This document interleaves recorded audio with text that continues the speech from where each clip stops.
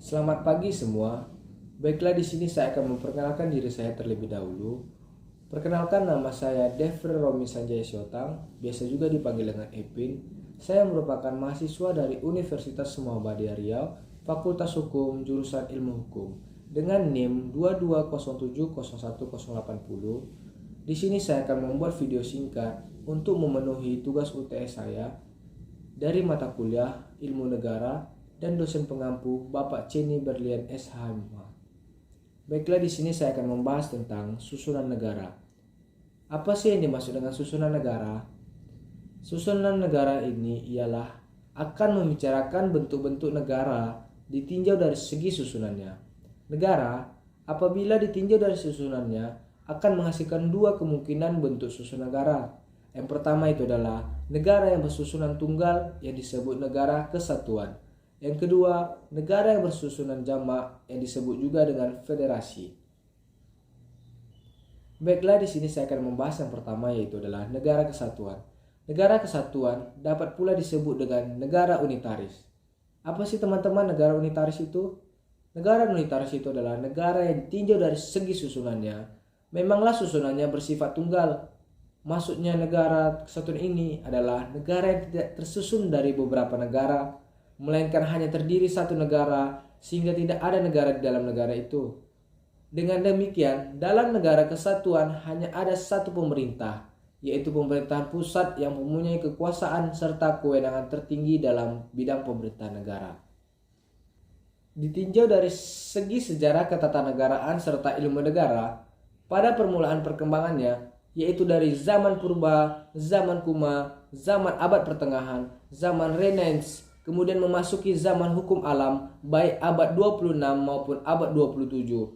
Kekuasaan para penguasa itu pada umumnya bersifat absolut dan masih dilaksanakannya asas sentralisasi dan asas konsentrasi. Kedua asas itu disingkat pengertiannya dapat dikemukakan sebagai berikut. Yang pertama adalah asas sentralisasi. Asas sentralisasi adalah asas yang menghendaki bahwa segala kekuasaan serta urusan pemerintahan itu milik pemerintahan pusat. Yang kedua, asas konsentrasi. Asas konsentrasi adalah asas yang menghendaki bahwa segala kekuasaan serta urusan pemerintahan itu dilaksanakan oleh pemerintahan pusat, baik yang ada di pusat pemerintahan maupun yang ada di daerah-daerah. Pada abad perkembangan hukum alam, abad 26 dan 27, lahir dan berkembanglah usaha-usaha untuk membatasi kekuasaan para penguasa negara yang antara lain dilakukan oleh yang pertama, John Locke dengan ajaran hak asasi manusia, yang kedua Montesquieu dengan ajaran trias politica, yang ketiga J.J. Rousseau dapat dengan ajarannya kedaulatan rakyat, yang keempat Immanuel Kant dengan ajarannya negara hukum, dan yang terakhir, yang kelima, Maurice Devers dengan ajaran pemilihan dan pengangkatan para penguasa negara yang akan memegang dan melaksanakan kekuasaan negara. Sementara itu, setelah negara-negara di dunia ini mengalami perkembangan yang sedemikian pesat, wilayah negara menjadi semakin luas, urusan pemerintahannya menjadi semakin kompleks, serta warga negaranya menjadi semakin banyak dan heterogen. Maka di beberapa negara telah dilaksanakan asas dekonsentrasi dalam rangka penyelenggaraan kepada pejabat-pejabat di daerah untuk melakukan urusan-urusan pemerintahan pusat yang ada di daerah-daerah. Baiklah, di sini saya akan melanjutkan materi saya yang kedua, itulah negara federasi. Negara federasi adalah negara yang bersusunan jamak. Maksudnya negara ini tersusun dari beberapa negara yang semula telah berdiri sendiri sebagai negara yang merdeka dan berdaulat, mempunyai undang-undang dasar sendiri serta pemerintahan sendiri. Tetapi kemudian karena suatu kepentingan, entah kepentingan politik, ekonomi, ataupun kepentingan lainnya, negara-negara tersebut saling menggabungkan diri untuk membentuk suatu ikatan kerjasama yang efektif. Namun di samping itu, negara-negara saling menggabungkan diri untuk menjadi kemudian negara bagian, masih ingin mempunyai urusan-urusan yang wewenang dan dapat diatur dan diurus sendiri.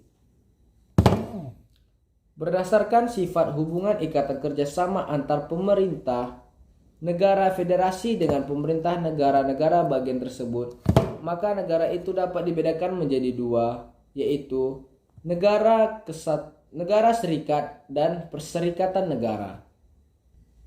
Baiklah, di sini saya akan melanjutkan materi saya yang ketiga, yaitu adalah materi tentang perbedaan antara negara serikat dengan perserikatan negara menurut Georg Jelinek.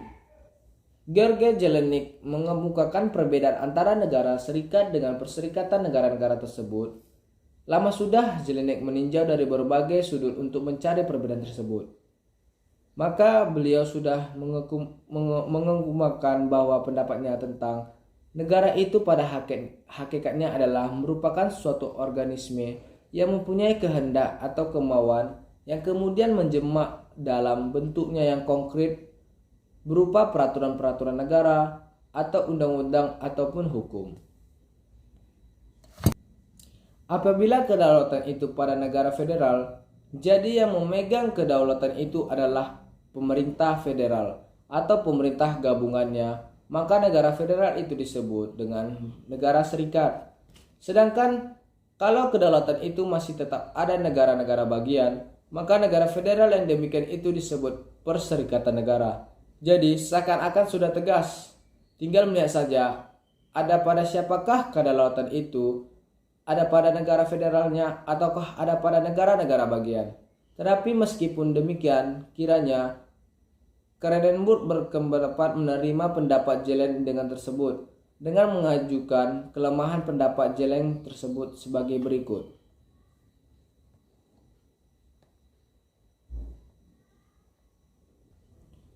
Baiklah, di sini saya akan membahas materi saya yang keempat, yaitu adalah perbedaan negara serikat dengan perserikatan negara menurut Kredenburg. Menurut pendapat Kredenburg, perbedaan antara negara serikat dengan perserikatan negara-negara itu terletak pada persoalan dapat atau tidaknya pemerintahan federal atau pemerintahan gabungan itu membuat atau mengeluarkan peraturan-peraturan hukum yang langsung mengikat atau berlaku terhadap para warga negara daripada negara-negara bagian. Apabila peraturan-peraturan hukum yang dikeluarkan oleh pemerintahan negara federal atau pemerintahan gabungannya itu dapat secara langsung berlaku atau mengikat terhadap para warga negara dari negara-negara bagian, maka negara federal itu adalah berjenis negara serikat. Sedangkan kalau peraturan-peraturan hukum yang dibuat dan dikeluarkan oleh pemerintahan federal atau pemerintahan gabungannya itu tidak dapat secara langsung berlaku atau mengikat terhadap para warga negara dari negara-negara bagian, maka negara yang demikian ini disebut perserikatan negara. Baiklah, di sini saya akan membahas materi saya yang terakhir, yang kelima, itu adalah perserikatan bangsa-bangsa.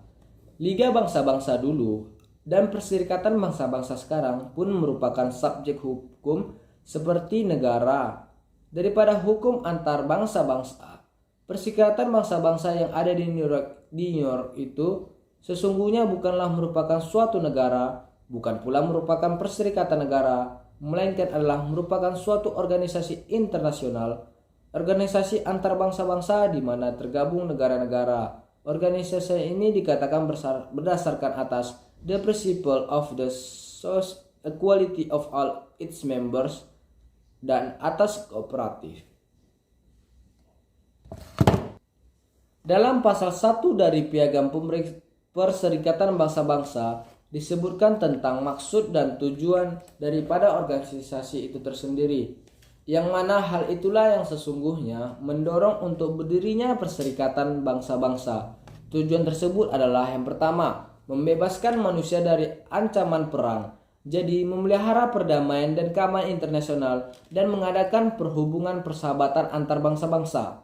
Yang kedua, memulihkan kepercayaan orang atas hak-hak asasi manusia, atas martabat dan nilai diri manusia, atas hak-hak yang sama antara laki-laki dan perempuan, serta antara bangsa-bangsa besar dan kecil.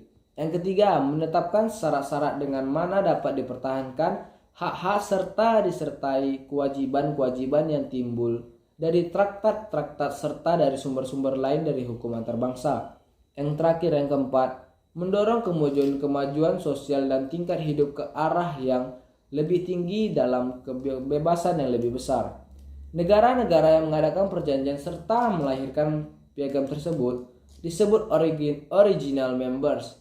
Dengan piagam itulah para original members itu secara sukarela menerima kewajiban-kewajiban mereka sebagai anggota, dan dalam piagam ini pula lah ditentukan bahwa membership is open to all other peace-loving which accepts the obligations contained in the chapter and the judgment of the organization are able and willing to carry out the obligation. Pasal 4.